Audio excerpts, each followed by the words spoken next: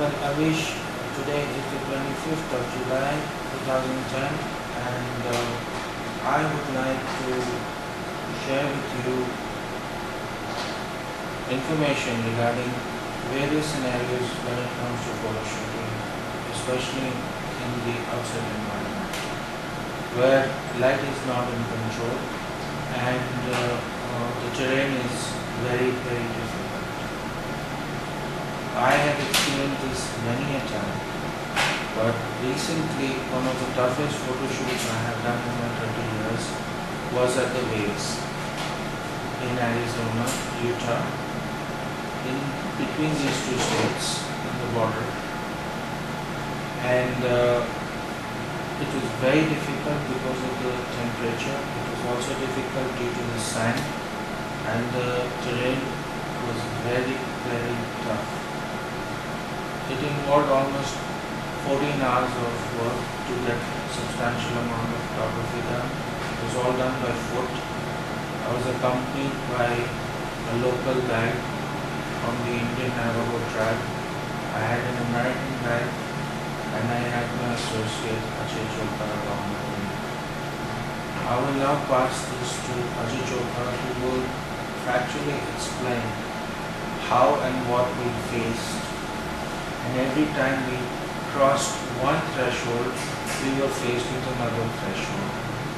And sooner than later, exhaustion did catch up. And how we were able to bring in the survival instinct to be able to get high quality images. So I would first like Ajay to mention on this, and then I can touch it. It all began with a meeting with all the people involved in the shoot one night before to understand the logistics involved, what time we should be there, what is the right time to move, what are the things that need to be carried out in terms of equipment, in terms of food, in terms of water, in terms of first aid. So everything was thrashed out in the evening, and it was decided that we will move out at 3 a.m. in the morning. The location where we were staying and the actual location, the gate to the location was about 40 minutes drive. So we left the hotel at around 3:15 in the morning, and we were there just little before 4 in the morning at the parking lot. We carried our equipment, and in terms of food, we carried fruits, cheese, some chocolates, some nuts, and a lot of water, and a lot of energy drinks, so that the body would lose a lot of water and energy. So these were the best ways to hydrate it. And we started walking around 4 in the morning. We packed our backpacks, and everyone carried their backpacks. We had some head-mounted torchlights so that we could see the way in the morning to the valley. We met them, talked to them. Our guide, who was an Indian, he started playing his flute. We heard him, talked about his stories. We talked about the Indian way of life, how they, how the rock is.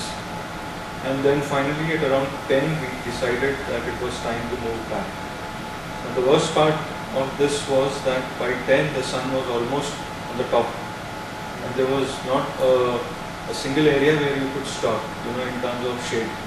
The only shade would be trees. I would like to emphasize over here that some of the things that we got to be careful of when we are in such harsh terrain is to understand from the photography point of view that as the sun is climbing, especially when you're in mountainous zones, the height of the mountain plays with the shadow. So sometimes you need the sun higher than the mountain to be able to create enough light, but at the same time you have to take care of the shadow not coming in the picture. And on the way back we were encountering with lizards, with eagles, with rattlesnakes, and the tough part of it was to come back.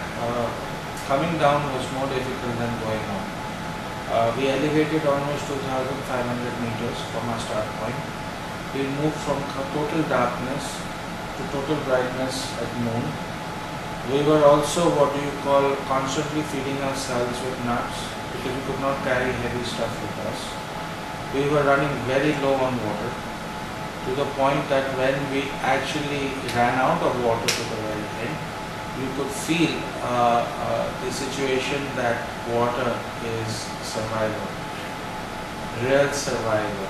We were in temperatures of 115 Fahrenheit, almost to the temperature of 52 degrees Celsius.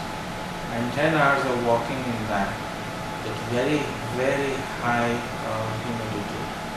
And also the ability to go into this terrain where you have no satellite phone, where you have no communication, where there are no roads, there is no relief, there is no air helicopters or ambulances or any road within the vicinity, and you had to come down from there and then again traverse through very, very the trail was such that it was not just a simple hiking trail. The path was such that it wasn't leveled. There was not even 3 square inches of level ground over there. It was always up and down. You never felt your foot flat for any second. As a matter of fact, you were always either on one toe or the other toe. You never used your feet while walking. Such was the pressure that was applied to the body, to the knees, to the calves, and this was a type of exercise that none of us were involved in. Even our guide who had taken me around with so many of them, it was more or less impossible for him. And as we climbed back into the valley and then we had to climb up again, we went through 3 ascents and 3 descents before we reached our parking lot. And the parking lot was approximately 150 meters away, but it looked like at least 15 miles away, 150 meters at the end. We had to take constantly breaks. We had to even thank God for one tree that we could find and stand below it, even though there were rattlesnakes in the area, significantly. And there were also thorny bushes and thorns all over the trees. But the shade was the most critical thing. And due to exhaustion, in the middle, at noon, we were able to fall asleep faster than we would at night. Such is how the body conserves energy when you're running out of it. And when you reach critical levels, the body just shuts off by fainting. You get a faintish feeling and you go. You need to carry enough electrolyte and to carry enough sugar with you to be able to sustain yourself through this dramatic, exhausting, and everlasting memory of one of the most harshest terrains that I have done through my 83 countries and 250 cities that I've walked in this world.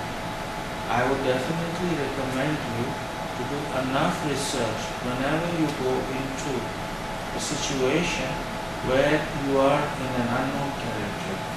I experienced that in Tasmania, I experienced it in Alaska, I experienced it in Iceland, I experienced it in the Namibia desert, I experienced it in the Sahara desert, in the Kalahari desert.